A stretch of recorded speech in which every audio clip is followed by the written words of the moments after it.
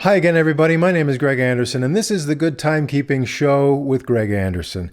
Today, I realized that I have a few things that I do when I'm looking for watches that I'm, potentially going to buy and add to my collection.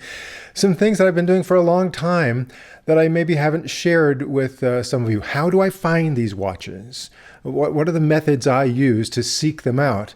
And I've done these things for a few years now, long enough that I kind of forget that maybe not everyone knows how to do what I do when I'm searching for watches. So let's talk about those for just a bit here, some tips and tricks. So let's say, for example, I want a G-Shock atomic watch. And so I might go into Google and look for G-Shock atomic watch, and magically it just shows this. So here in the United States, this would be the typical, most commonly sold G-Shock square with this red line around it. They don't have a lot of the different varieties here. So how is it that I found all the different varieties? Well, first of all, since I know what watch this is, I look at the back there and it tells me the model number. And I say model number, even though it's a combination of letters and numbers, but right there, GWM5610.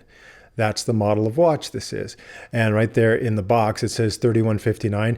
That's the module. So I could find other watches that use that module 3159.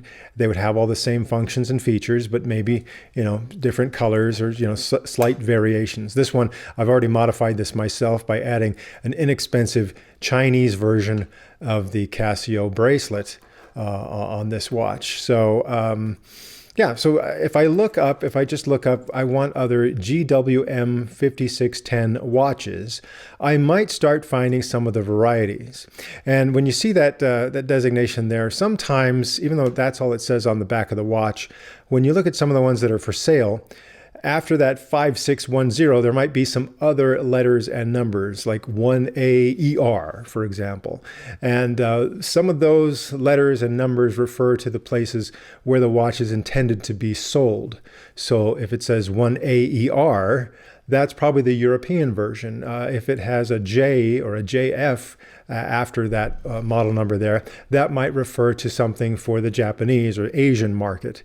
So as you look around, you might find those numbers listed, but on the back of the watch itself, it just says it's a GWM 5610. So, okay, how do I start finding the different versions that are maybe intended to be sold in Europe or in Asia or some of those other places? I start looking around, and I'll eventually find, like, for example, this one, slightly different colors there. Now, what happens if I look at the back of this watch to see what the model is? Right there, once again, it tells me it's module 3159. But look, it's a GWM 5610R.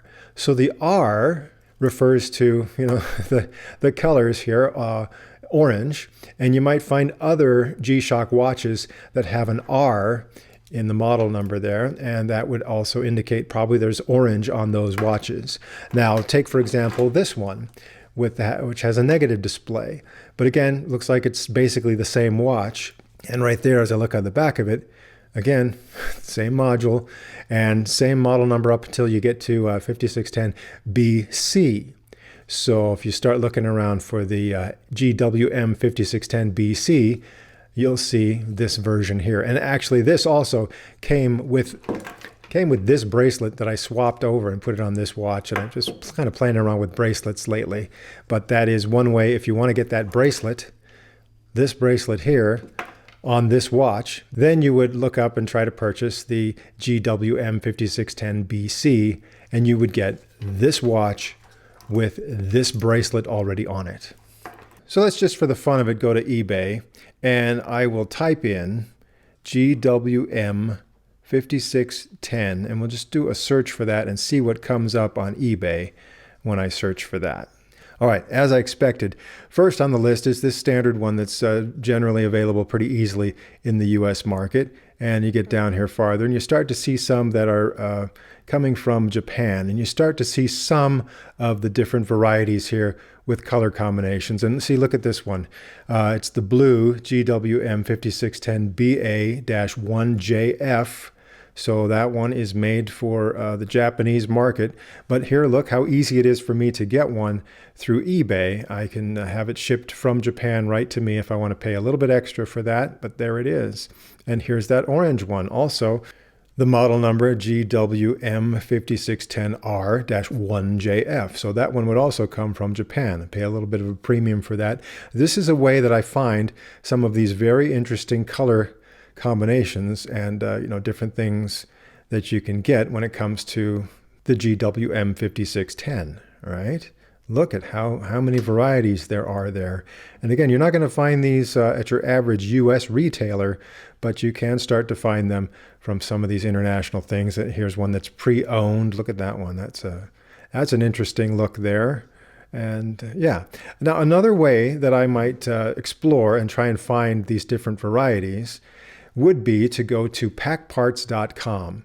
This is a place that is actually recommended by Casio as an official supplier for parts. If, let's say, you need a new watch band because your resin watch band cracked, it got old, and you need a new one of those. Or any other pieces that may have been damaged on your G-Shock.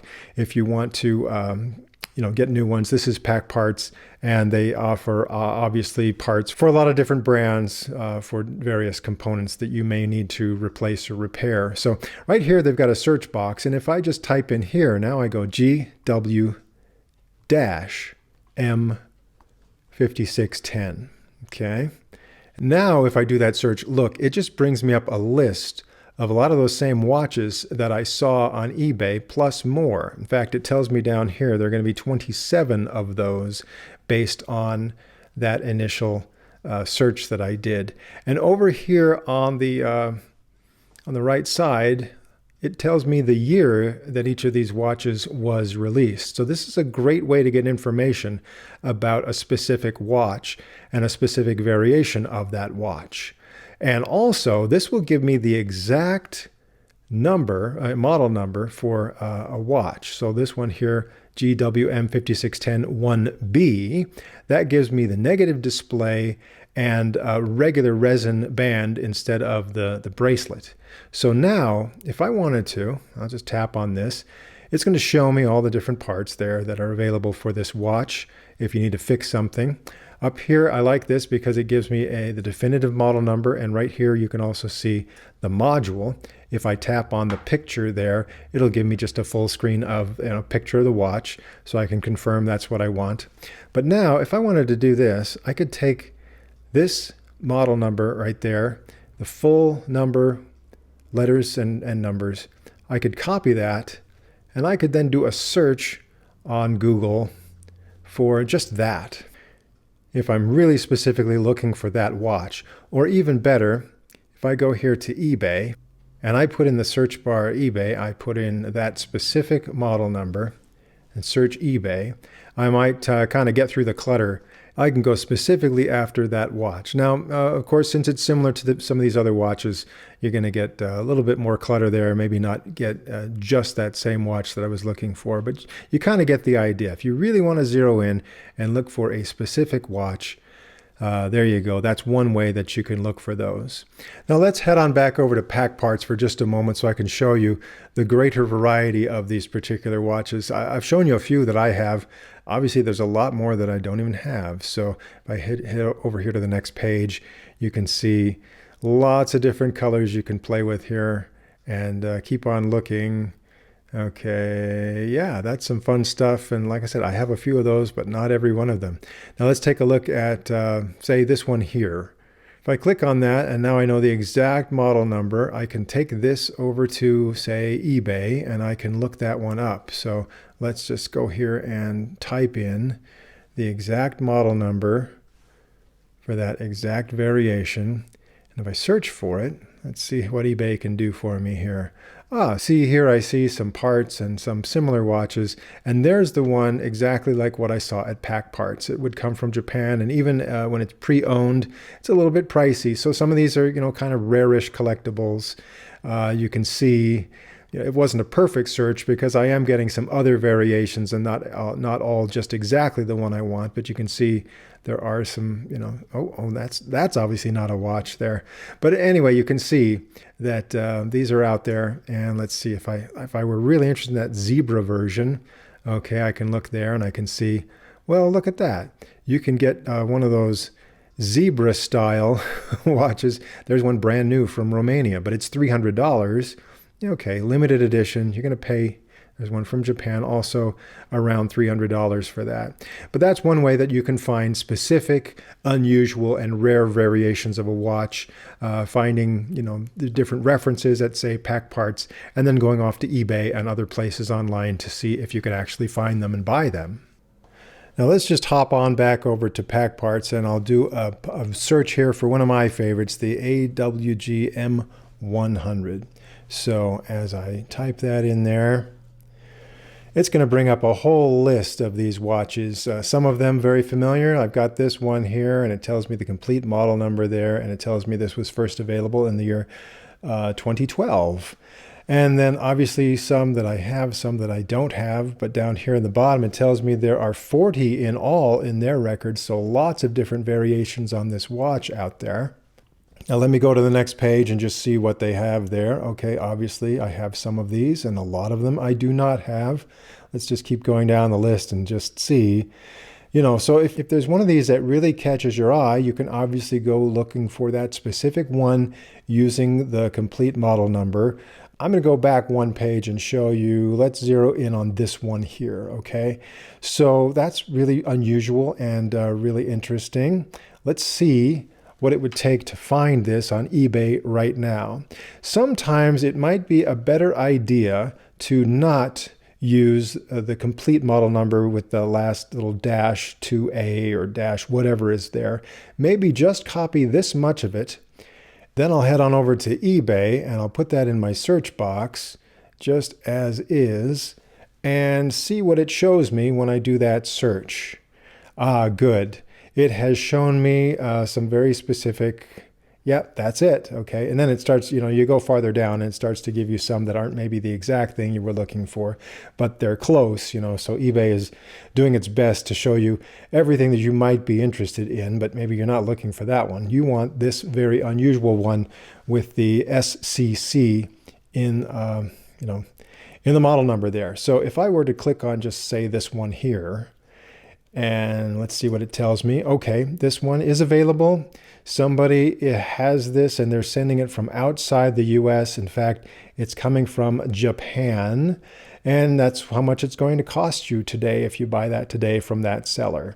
But again, it's kind of a specialized item there. So this is kind of what it takes today. If that's the deal that's good for you, then that's the exact specific way to find that watch and not search through all the other variations, because now you know the complete model number right there that you can search for. And so then, if you're careful enough, you can get it, right? Okay, and you'll find it at my house. Well, actually, I'm not selling it. I like this. I want to keep this. But that's how I found it. I discovered the watch. That's a very unusual color scheme and stuff. So I thought, I'd like to get that. And I got searching around. I went to eBay, and that's how you find these things. Another great resource that you should look into, it's the website gcentral.com. So let's look there.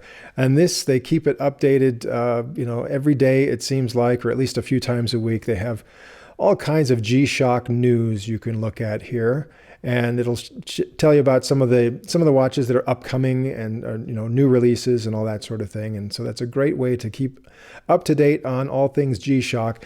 But here's what I recommend: search the site. So if I were to search here for, let's just say, AWG M100, put that in the search box and see what comes up. This is great because it not only shows you some of the information that's brand new, but also goes back at some of their older articles to give you information about when releases of the AWG M100 were announced.